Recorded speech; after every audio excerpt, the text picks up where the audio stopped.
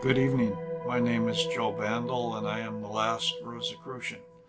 Tonight, we're going to talk about Oak Advantage number 19, and we're probably going to call this Sexuality and Romantic Love. I don't know. Uh, these advantages are influenced by the neotech advantages. And as I mentioned before, neotech has the stated goal of eradicating the disease of mysticism from the face of the earth.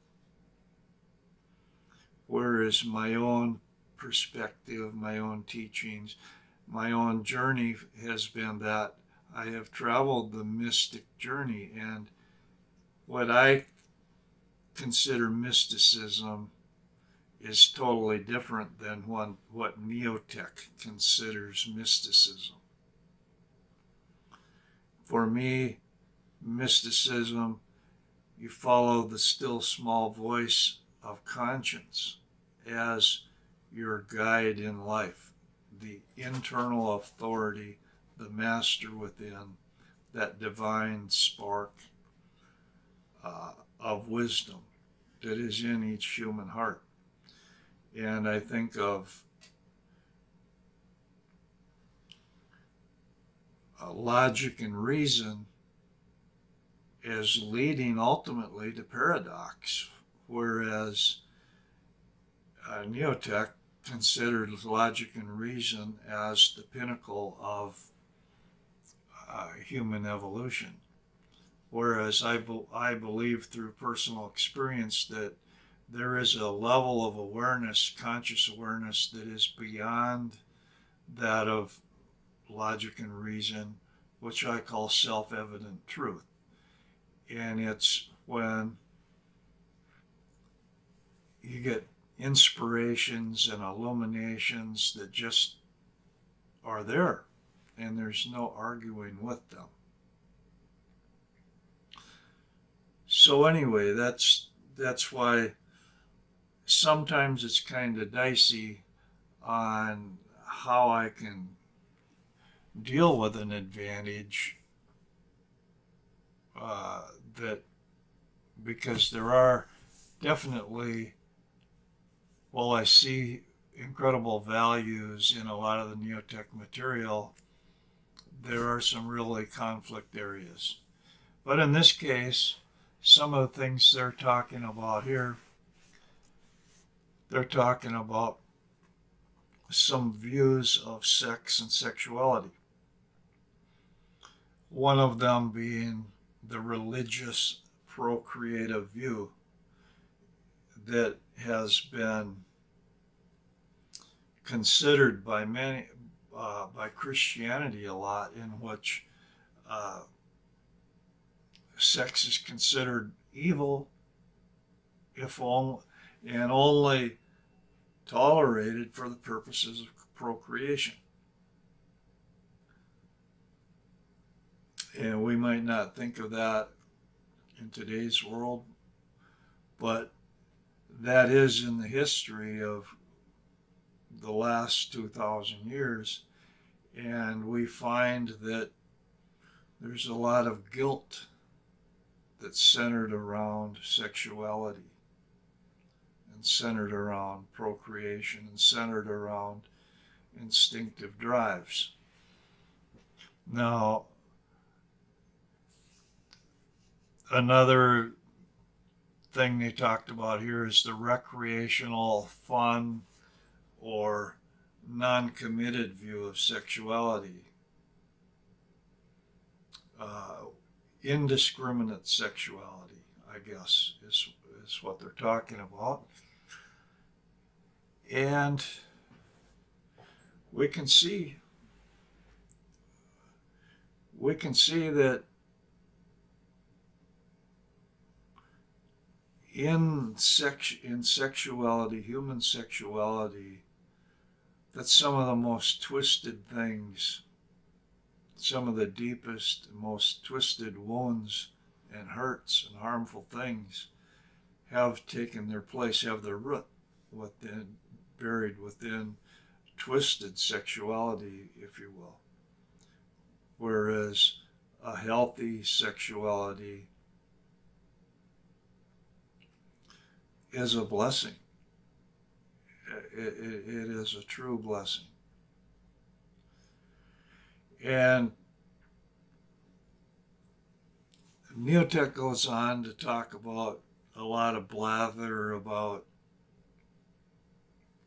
its view, but I have to come out with a tantric and a metaphysical view of sex and sexuality, which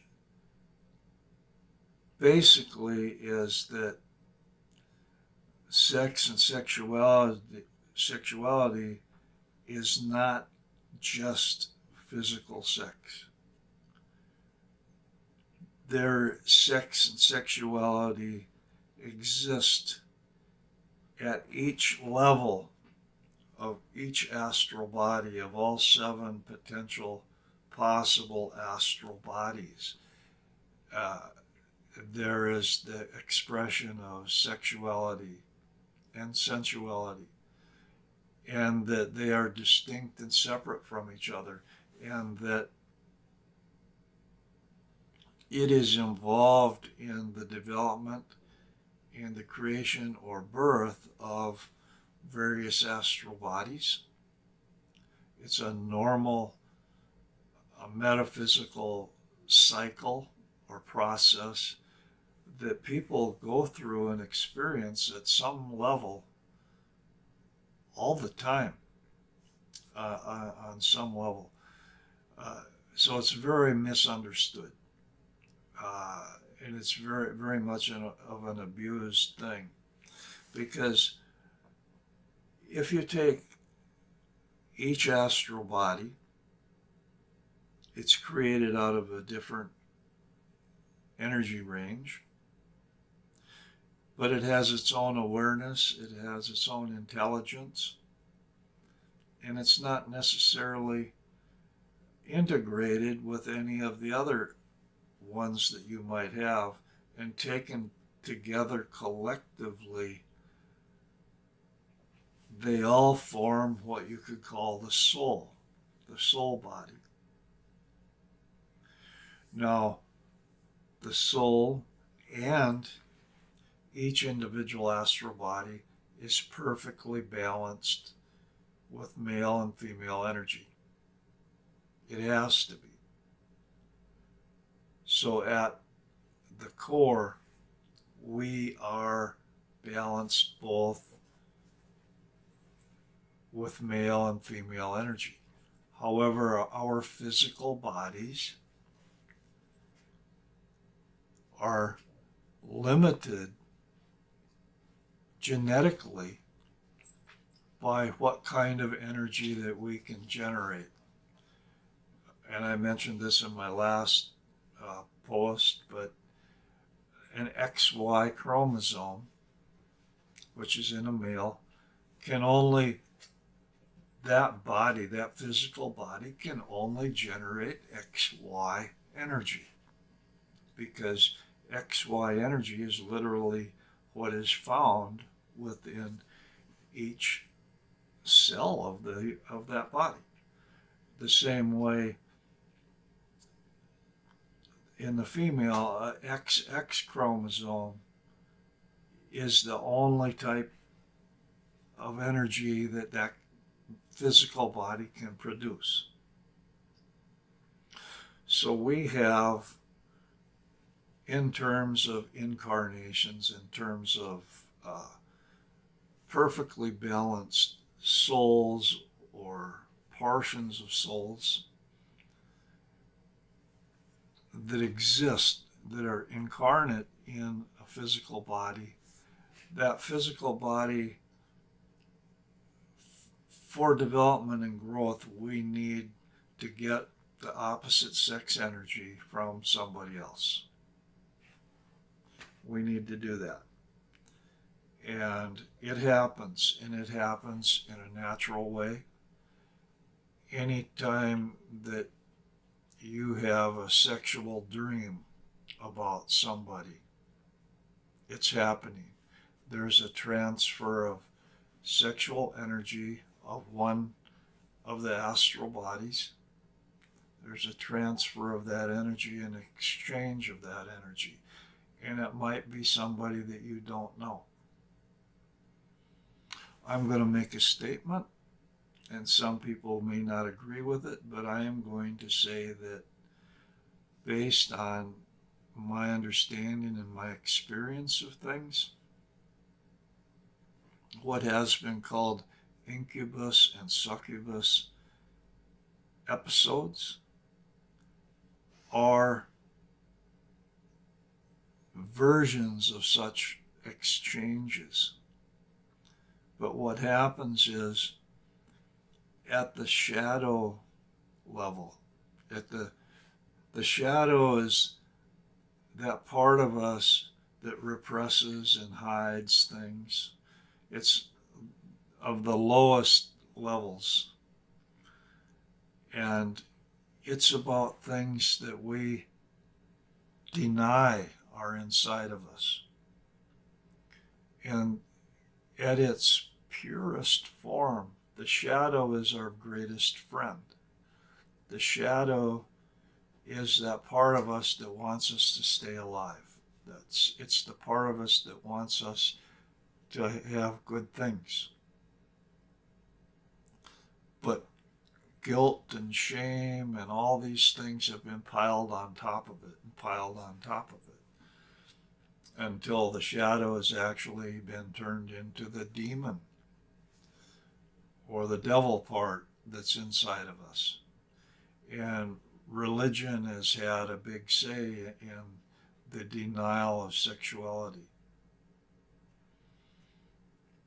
which is really unfair. And it's unfortunate because true sexuality is a beautiful thing. Now,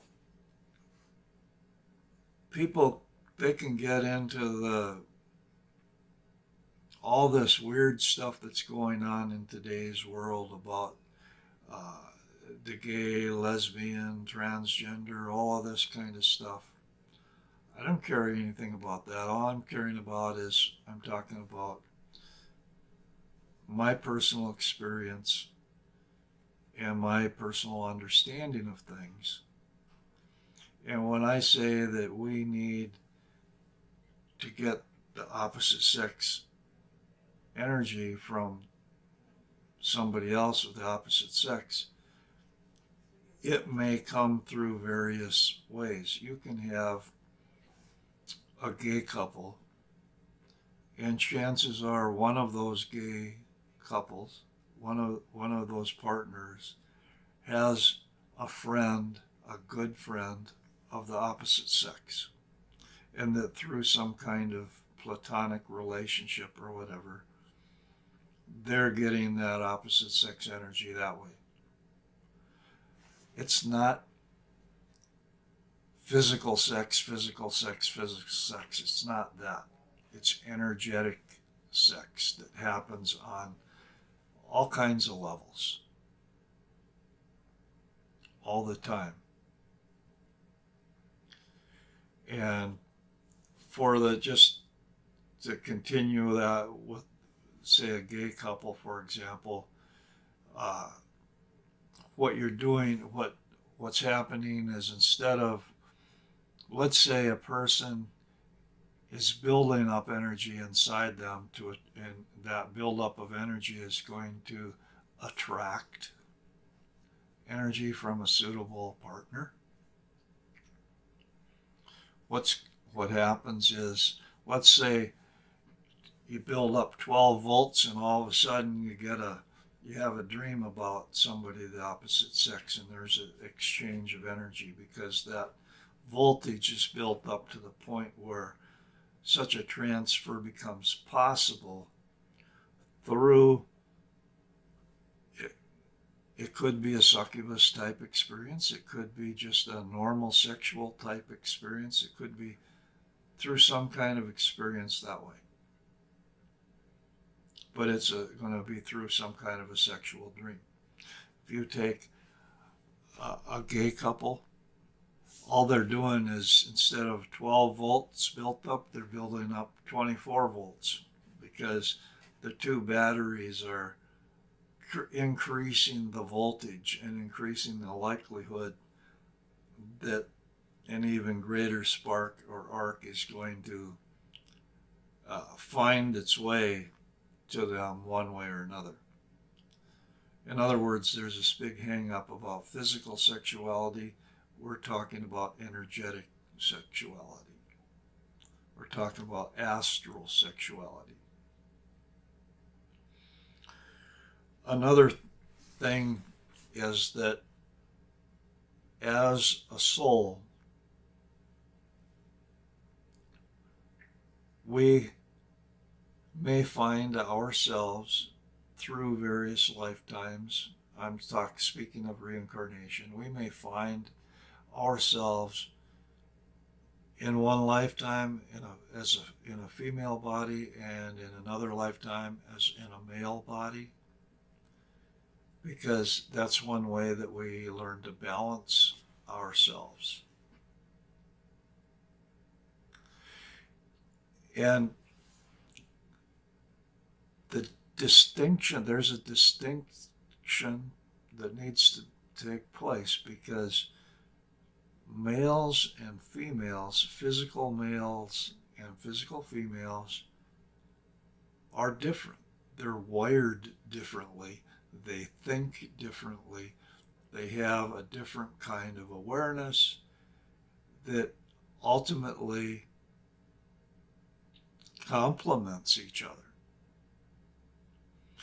And I'm going to speak in terms of electronics and computers for just a little bit here, because it in a way describes the energetics behind finding yourself in a male physical body or finding yourself in a female physical body. If you take computer code,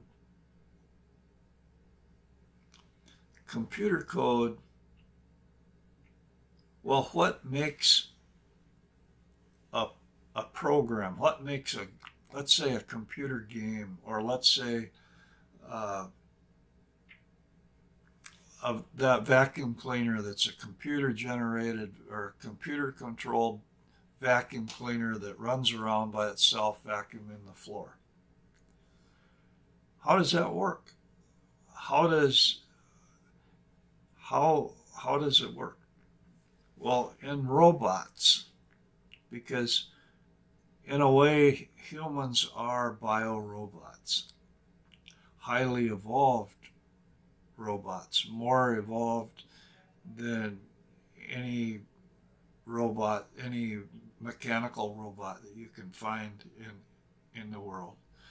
But you have a computer program, you have a compiler, and then you have the result. So the compiler, a lot of people would think of a compiler as the machine, if you will. You can't really say it's the computer, because it's the machine. It's what actually does the work, or makes, in compiling language, what happens is a computer program is input, and a compiler turns that program, it transmutes that program, transforms that program into machine language. Machine language so that machines can run. Because the computer program doesn't make the machine run. It's the compiler has to change it all into machine coding, machine language. And what happens in life the male, generally speaking, I'm trying to talk symbolically here, but in an understandable way. The male provides the program,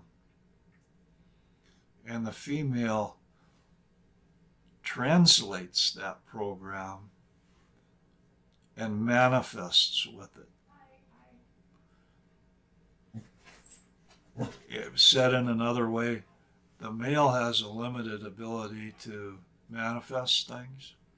We can say that a male can build a house, but it's the female who can create a home. That's kind of the way it works. And in these relationships that are building, that are permanently activating astral bodies, giving birth to astral bodies, what you find is the male energy goes to the female, and it continues going to the female until she becomes balanced and complete in herself. And then the next phase, as that energy continues coming to her, she astrally becomes pregnant and gives birth to an astral child, which becomes an astral body for the male to use on a permanently activated basis. And this cycle happens to everybody. And it happens it can happen because of strangers. Anybody that's having a sexual dream at night is in one of these cycles.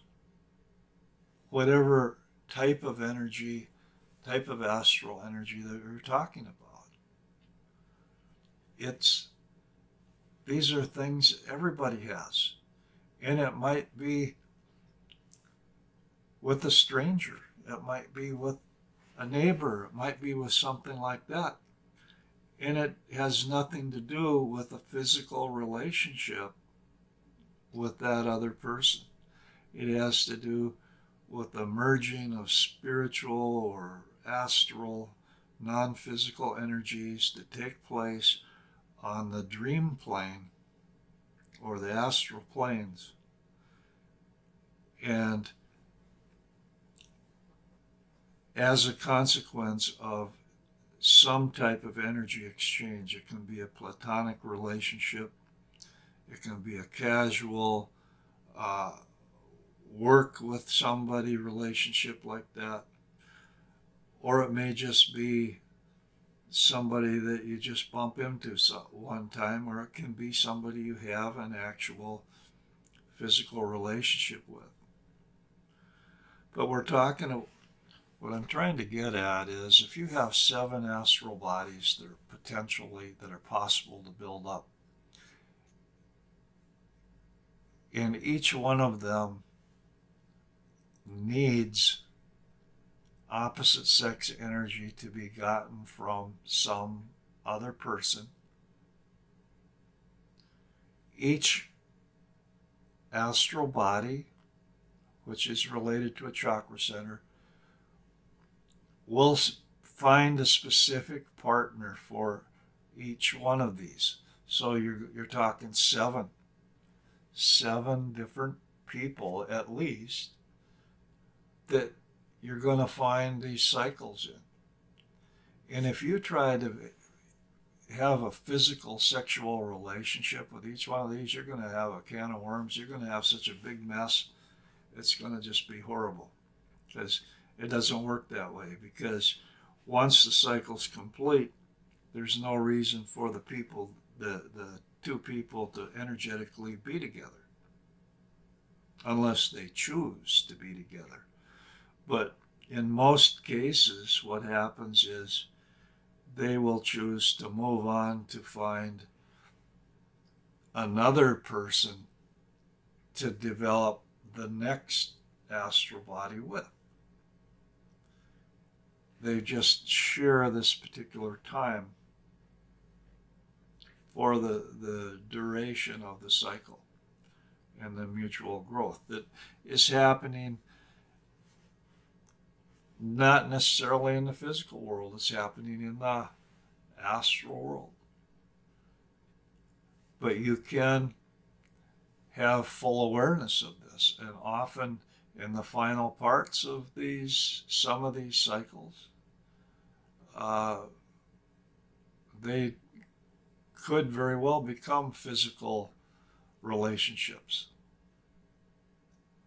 And it is a falling in love with the other person,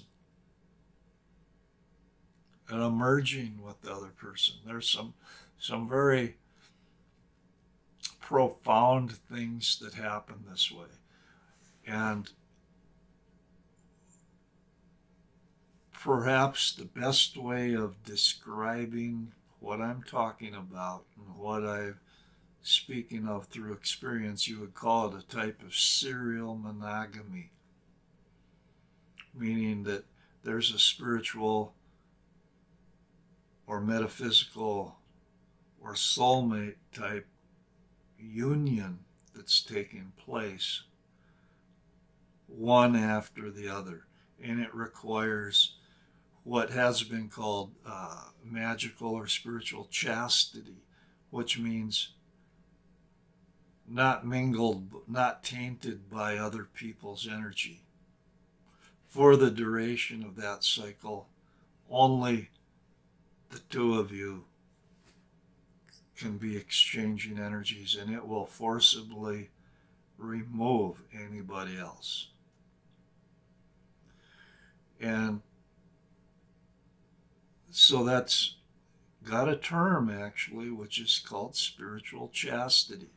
Only one person.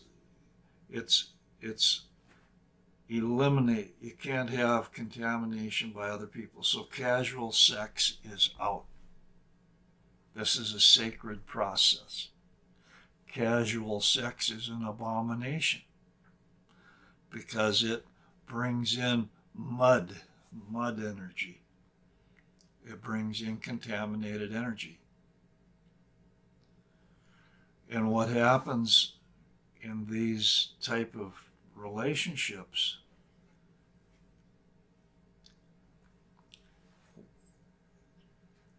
a lot of times these meetings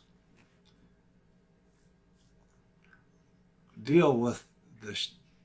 They're not, if, let me put it this way, you have a sexual dream about somebody else, and you ask them, well, did you have a weird dream about me the other night? They're going to say no. Why are they going to say no? Because that experience that you had was valid and it's true, but it was connecting to the part of them that they're not conscious of. You connect to their inner demon, you connect to their inner shadow. That's how these things work. You're hooking up and you're interacting with the shadow aspect of that person. You're getting to see their and experience their demonic side. And they likewise are getting to see your demonic side. That's why these type of things have been called incubus and succubus experiences or demonic experiences. It's not because they're by incubus and succubus, but they're by the astral selves, the parts of ourselves that belong to our shadow aspect, that part that we deny, that part that we repress. And as that cycle continues, there becomes a healing if we can learn to accept and work with the energies that the other person gives us.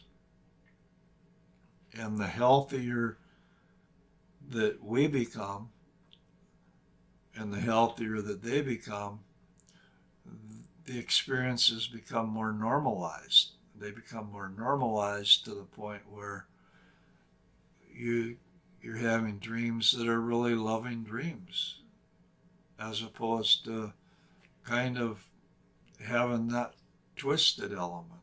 They can be healthy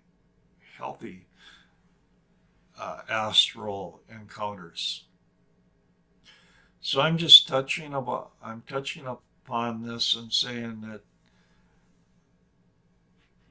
our society, our world, many religions, guilt about sex, sexuality, and a total misunderstanding about how natural a lot of these things are, and